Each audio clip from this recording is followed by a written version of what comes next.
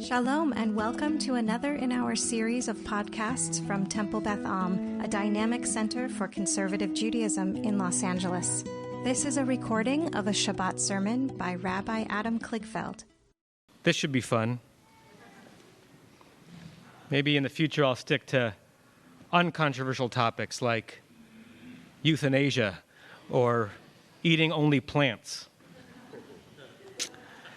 The Jordanian soldier I confronted upon crossing the no man's land from Israel just a few weeks ago made it clear that I could not bring my Chanukiah into Jordan.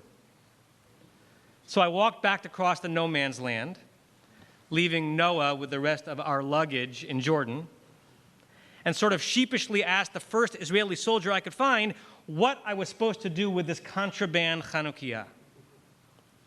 The soldier smiled at me, almost as if this odd request were a welcome intrusion on his day defending a border. He had me write down my name on a Post-it note, stuck the Post-it note on one of the branches of the Chanukiah, and told me I could pick it up upon my return. I walked the no man's land for a third time and collected Noah, and had a great day in Jordan. When we crossed back into Israel the next morning, I once again sheepishly asked if anyone knew where confiscated Chanukiot were at this border crossing. We were sent to a trailer, within which was a man behind a desk, behind whom was a huge cabinet filled with many, many Chanukiot. At least part of this soldier's military service is reuniting Jews with ritual objects that are apparently prohibited to bring into Jordan. Israel is many things, which makes sense because Israel, the state, emerged from Israel, the notion, which itself emerged from many different Zionisms. There was Herzl Zionism, in which the Jewish state would be the solution to the Jewish problem. Israel would normalize us and make us just like everyone else, and no one would hate us ever again. Nice try. There was Achad Ha'am Zionism, which was less about sovereignty and a flag, and more about Israel, the land, as the greatest incubator of meaningful and creative and rich Jewish life and expression. No galut, no diasporic Judaism could come close. There was the Zionism that was to create a Jewish refuge, where Jews would always be safe, and to which Jews could always return. And yes, Israel was and is a place where the Chanukiah is not another's symbol, not a threat, but our symbol. Israel would be a place where the person with the gun was there to defend you and your religious practice. Israel would be a home for any Jew. And I have rarely felt that hominess of Israel as palpably as I did when dropping off and then collecting this Chanukiah. Before Israel was a modern democracy, before Israel was developing ethical norms for its army, before Israel was trying to make peace with implacable enemies, before Israel got splintered into the alphabet soup of nonprofits that seek to support and prod and defend and critique and hold Israel to a high standard, Israel was to be the place more than anywhere in the world where during our festival of lights and religious freedom, a Jew would feel at home. I will go to my grave defending that Israel's right to exist, its need to exist. To me, it is worth every complication, every disappointment, every heartbreak.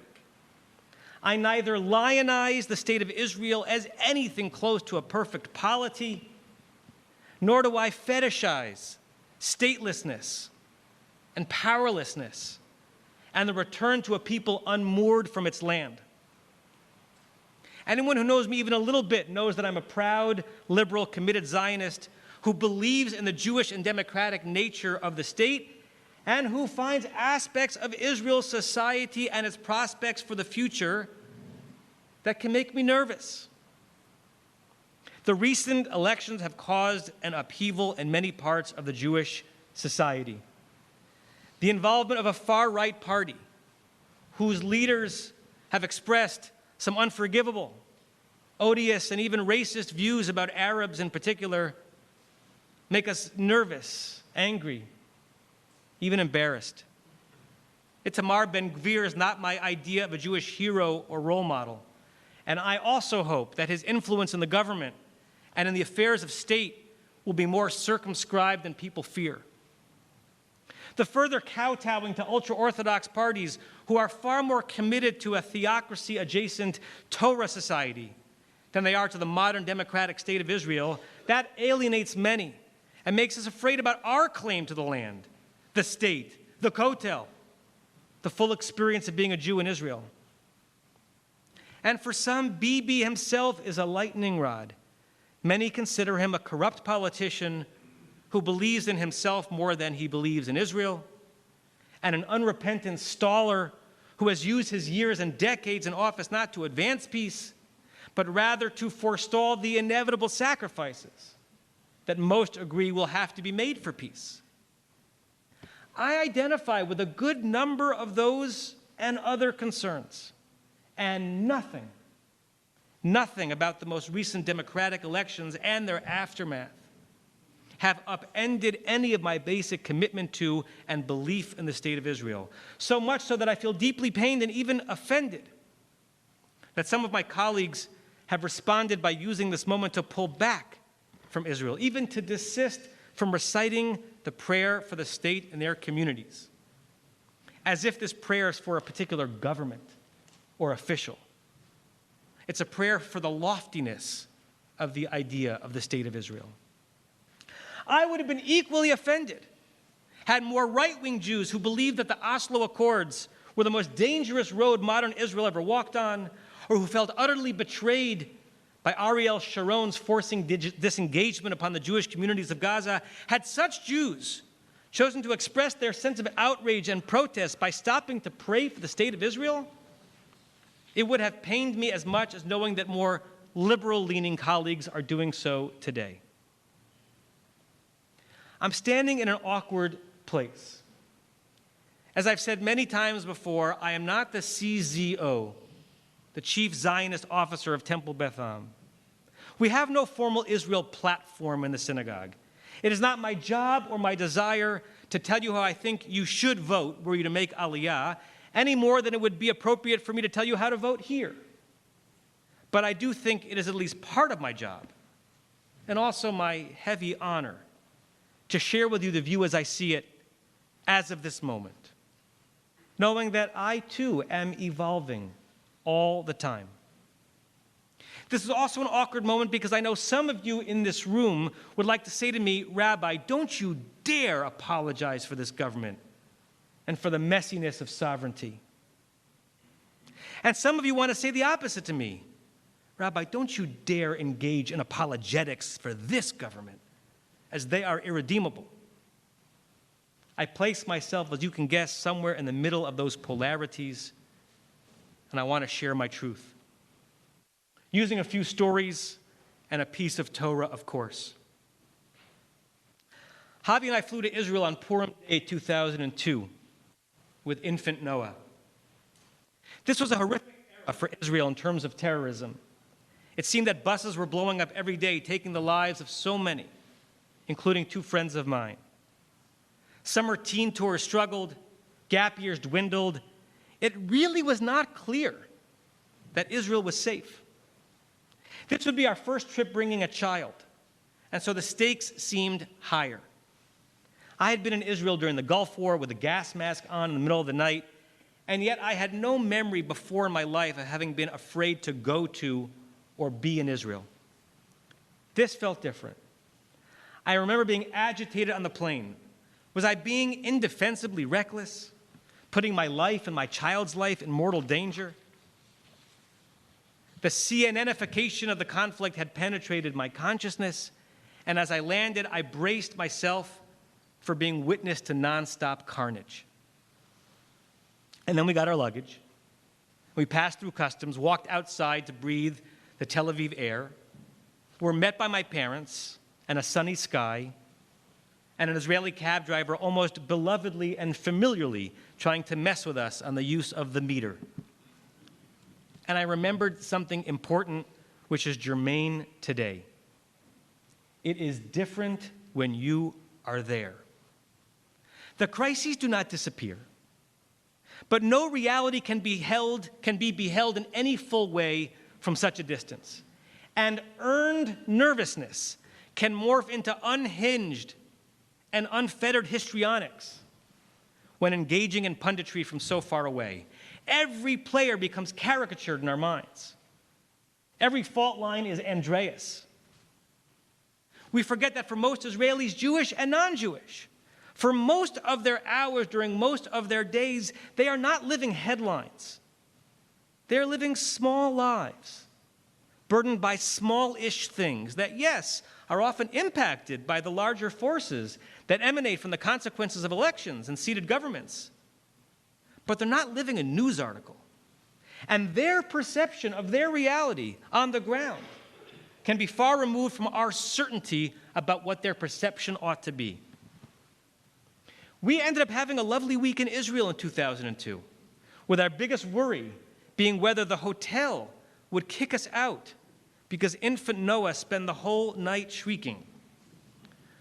And while terror was real and destroyed far too many lives during that era, terror was not the totality of Israel even during these days, not by a long shot.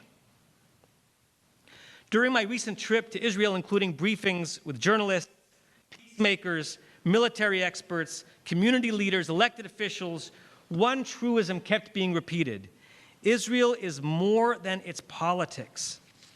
It is more than its politicians. It is more than its negotiations or lack thereof with the PA. It is more than Bibi and Ben Gvir and Smotrich. As much as Israel is a coalition government, and Israel is undue power to the Haredim, and it is the future of the Abraham Accords, Israel is also the woman living in Nativ HaAsara, literally on the Gaza border, decorating the border wall that faces Gaza with images and words of love and brotherhood, because she will not give up on peace. And Israel is the Haredi man of British descent who briefed us for 90 minutes on realities within the ultra-Orthodox world that rarely make the headlines, and his efforts both to preserve their understandable wish to live as much of an isolationist life as possible, and also to prod his own community towards productivity and self-reliance, and even a sense of modern national identity.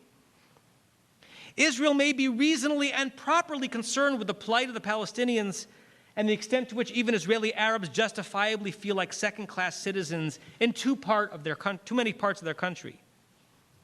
But though you might think otherwise from some Israel-focused nonprofits, Israel is not just that reality. And hyper-focusing on it, including how this government will or will not confront that slew of challenges, does a tremendous disservice to the comprehensive nature of Israel's society and even to the questions of the truest threats to Israel's future. According to some that we heard from, those threats are nowhere near Gaza, nor the West Bank, Judea, Samaria, nor within the makeup of the Knesset itself. We heard from a former IDF colonel, a secular, self-avowed lefty who has no love for the ultra-right wing or the ultra-religious, who spoke to us on a windy bluff overlooking part of the border between Israel and Syria on the Golan Heights. To him, focusing on Oslo and the peace process and the laws regarding Israel as a nation-state, to him, those are quaint frivolities. Rules about who gets to wave which flag and notions of potential multiple national anthems to enfranchise Israeli Arabs. Interesting, but a distraction. If you want to think about Israel's future and its true threats, he would say, look north and look east to the Lebanese and Syrian borders, to where Hezbollah sits with an arsenal that makes Hamas's in Gaza seem like child's play, to geopolitical forces, so much of which are driven through nihilist Iran, that will be mollified and changed not a whit, no matter how miraculous a peace plan Israel might one day negotiate with the Palestinians. for whom the two-state solution is at best a step towards Israel's utter destruction.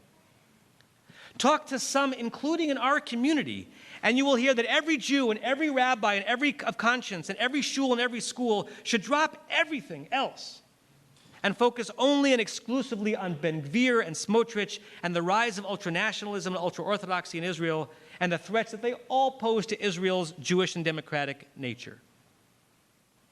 Talk to this well-informed specialist on the Golan, and all of that pales in comparison to the actual existential threats Israel faces day after day, and to which insufficient attention is being paid even within Israel, let alone beyond her borders. Talk to this man, and all every Jew and every Zionist should be doing is getting as many people as possible to realize that when Iran speaks of annihilating Israel, they mean it, and that Iran, through its proxies in Syria and Lebanon, is closer to Israel's border than we'd like to imagine. And that complicating things even further is that as much as Iran's and Hezbollah's Shiite extremism is an existential threat, they are also serving as an unintentional bulwark preventing ISIS, the extremist Sunni movement, from being even closer to Israel's northern border. And so while containing Hezbollah and keeping Iran from nuclear capability is of the utmost concern, eliminating Hezbollah's presence as if they were even conceivable would bring its own nightmares. According to this expert, nothing else matters. Is he right? I don't have the expertise to know for sure. But I don't think he's so obviously less right than anyone else trying to convince any one of us what is the most important issue facing the state of Israel. When you are there and you truly listen, things are different. And in the meantime, democracy is working. Not perfectly, by any means, not here either. But given the terrain, the region, the pressures at play, and the reasons for it to utterly fail, democracy, where we trust and accept the outcome of fair elections, even when the results are painful to us, it's working magnificently. People in Israel are voting and living their lives, and then based on where they plot themselves in the world of ideas, they are protesting and advocating and organizing and planning already, planning their next vote to make their lives and others' lives better and more safe and more free. This is a triumph, one for which I will continue to pray, lustily and without hesitation. And as I pray, I will thrill at the luxury and the historical wonder that had infinitesimal chances of ever coming to being, the luxury of being upset, the luxury of wishing a better or kinder or more ethical Jewish government were in power in Israel. How many centuries our people would have given everything they had to live in this, even this, especially this Jewish moment. This fraught moment is to me the definition of the pleasure and the burden of Jewish sovereignty. Being able to be angry at this temporary representation of Israeli leadership and then working towards a better one that more represents your or my or our values. Some of the hand-wringing is sensible. There are real dangers lurking as a result of this election and every election, related to the authority and independence of the judiciary in Israel, and related to which Jews have full access to the Jewish state, and related to which parts of Israel's robust but imperfect democracy will be tested. But to me, some of the hand-wringing seems myopic, like a bit of play acting, or even, I'll grant, unintentionally dishonest, especially if the hand-wringing is about concerns of extremism of some government officials. I remind us that many in the Jewish community, myself included, applauded the previous Israeli government, a government that was revolutionary because of, for the first time, the full involvement of an Arab political party, Ra'am, giving Arab voices more representation in government. This was a good thing. But it was also the involvement of an Islamist Arab political party, or really an amalgamation of parties, some of which are truly local manifestations of the Muslim Brotherhood, a movement now banned in Egypt because it's too extreme, and which is decidedly anti-democratic, ferociously anti-Zionist, and anti-Semitic in our government. Some of whose stances on the notion of a modern secular state would make Ben-Gvir and Smotrich seem like woke progressives. Most of us did not demonize Israel when that government was seated, asking how dare it agree to be led by, even partially, by a party that was so sworn to the undoing of Israel as a Jewish state, so sworn to values against ours. Most of us did not rend our garments, did not boycott officials in the government, did not refuse to say the prayer for the state of Israel. We championed the new reality, at least its potential to propel Israel forward. And I'm going to guess that had a representative of that Ra'am party been in LA looking for a speaking gig, most of us would have agitated to host that talk rather than boycott such a presentation. Can we not confront this moment with the same cautious curiosity? Can we not remember that when Israel elected the terrorist Menachem Begin in the 70s, even in an era when Israel was mostly a darling unifier among American Jews, many worried that that was the end of moral, liberal Israel. And then he went and made peace with Egypt. Can we not remember that when Ariel Sharon, whom some considered the butcher of Lebanon and even a war criminal for his military engagements and decisions during the Lebanon War, when he was elected prime minister, Chicken Littles all around were prophesying again the end of a good and a peace-loving Israel that we could defend. And then he went and infuriated the Israeli right wing by disengaging from Gaza and handing Jewish homes and towns and farms over to Palestinians, hoping they would make of it a Riviera. Can we import some of that perspective into this moment and allow ourselves to breathe and read and think and try to escape some of the confirmation bias that assumes from the beginning that everything this government will do will be unremittingly and irredeemably evil? Can't we at least pray that Israel will surprise us? And can't we believe it to be possible? I once had an unexpected and challenging moment preparing for a conversion Beit Din.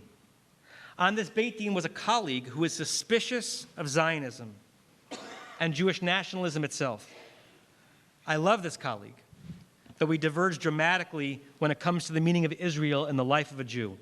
Now, in the standard conservative movement conversion procedure, teaching about Israel and Zionism is central to the curriculum. And the final declaration that a conversion candidate must utter before the Beit Din includes saying that he or she will commit, as part of a life of Jewish observance, to, quote, identifying with the state of Israel, the Jewish homeland, the center of Jewish hopes and aspirations. I had had candidates say that line numerous times without giving it a second thought. This colleague challenged me. He said, we in the conservative movement argue for the original and rather liberal Talmudic understanding of conversion, pushing against some streams of orthodoxy that to us seem to require too high of a standard of promised observance just to get in the door. Why would we add to the conversion process an ideological commitment that could not possibly have been envisioned by our great Talmudic sages? Who said that to be a Jew requires being a Zionist? Would we not consider, say, Satmar Hasidim, who are fanatically anti-Zionist, to be Jewish? It was an important and healthy challenge. I responded then that while, of course, it is the case that in original Jewish law from thousands of years ago, Zionism was not a prerequisite for converting to Judaism, and while, of course, it's the case that I would never question the Jewish identity of a Hasidic or non-Hasidic, for that matter, person who was not a Zionist, it's also the case, at least to this Jew and this rabbi, that I have no interest in bringing newly into the fold a Jew who does not embrace in some meaningful way the state of Israel's messy and extraordinary fulfillment of millennia of Jewish longing for Jewish life and Jewish self-determination in this land. I have no interest in putting my name on a conversion document for someone who will take this new Jewish identity and wield it against the state of Israel, writ large. Wield it to prod Israel, to live up yet more to its own lofty ideals? Of course. But in such a way that recognizes that Israel's existence in the world and in the Jewish consciousness is a good thing, something worth defending, something worth praying for. It's Parshat Shmot. It is Israel under brutal oppression, longing for freedom and a land of their own. And it's also Moshe, a reluctant leader, confronting the Holy One at the bush that refused to be devoured. Rabbi Samson Raphael Hirsch, the great 19th century leader of German Orthodoxy, has a fascinating take on one verse that seems to push Moshe in two opposite directions. Standing at the bush, God tells him two things. Number one, Al tikrav halom. Do not get any closer. This is hot. This is dangerous. Keep your distance. And then, Shal na'alecha mi'al raglecha. Take your shoes off your feet. Rabbi Hirsch, for him, this second instruction is an invitation to intimacy, to get closer. Take off your shoes. Get comfortable. He connects it to the way the Kohanim will serve in the temple one day, barefoot, with no chatzitza, no barrier between them and the holy territory on which they tread. If they're going to serve, they need to not be afraid to get down and dirty, to get closer, no matter how charged, no matter how potentially dangerous holiness can be. I'd like all of us to see ourselves as Moshe right now, gazing into an entity, a state, an idea that at times seems to be aflame, dangerously on fire, and also refuses to dissipate, refuses to go away. We can step back on occasion to give ourselves a break from the heat and perhaps to gain perspective. It's hard to maintain the outrage and the anger and the hopes and dreams without interruption. But then, like Moshe, let us step forward, take off our formal garb, get close to the very thing which seems to be self-immolating, but which actually is sustainable and which perseveres, because on some level it is holy, and because it simply must, because the alternative would be catastrophic, as our people have known all too well.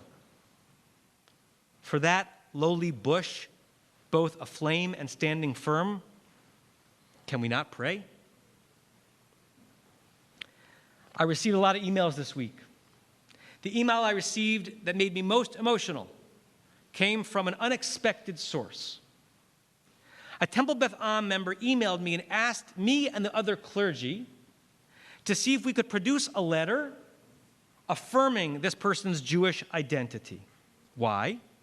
Because this person was strongly considering declaring Aliyah.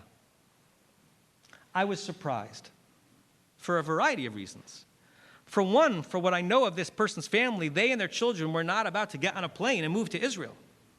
So why declare Aliyah, especially now? And secondly, given my reasonable assumptions of where this person stands on many issues, I would have thought that the current Israeli moment and government might have given this person, if anything, more pause about ever moving to Israel, as the person imagines in what way they might or might not be embraced by Israel's current and evolving society. So I was confused, and I asked, and the member's response overwhelmed me. Here's some of it, in quotes. I've just been thinking about this for a while. The most recent elections have convinced me that I want to have more scratch in the game, with more trips to Israel in my future. And while I can't give them credit for the long gestating desire, I suppose the election results might have lit a fire under me. I'm so moved that standing before the bush, as it were, this person is choosing to draw close. This person, I now know from some follow-up exchanges, is indeed worried about the result of this election, does indeed find the people leading Israel to be hard to defend, has real concerns about Israel's treatment of Arabs, Israel's treatment of the notion of Palestinian statehood, and of non-Orthodox Jews and other vulnerable people in a society.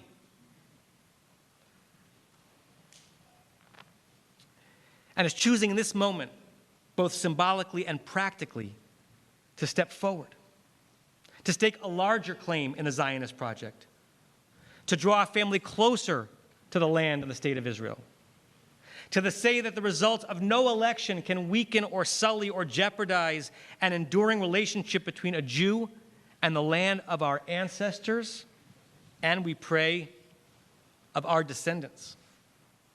This person sees the fire and wants to be closer to it, to help harness it into light and warmth and the brightest future possible for our people. Yes, I will pray for that. You have been listening to another in our series of podcasts from Temple Beth Am, a dynamic center for conservative Judaism in Los Angeles. If you enjoy these podcasts, we invite you to write a review on the Apple Podcast site or wherever you get your podcasts. For more information about Temple Beth Am Los Angeles, go to tbala.org.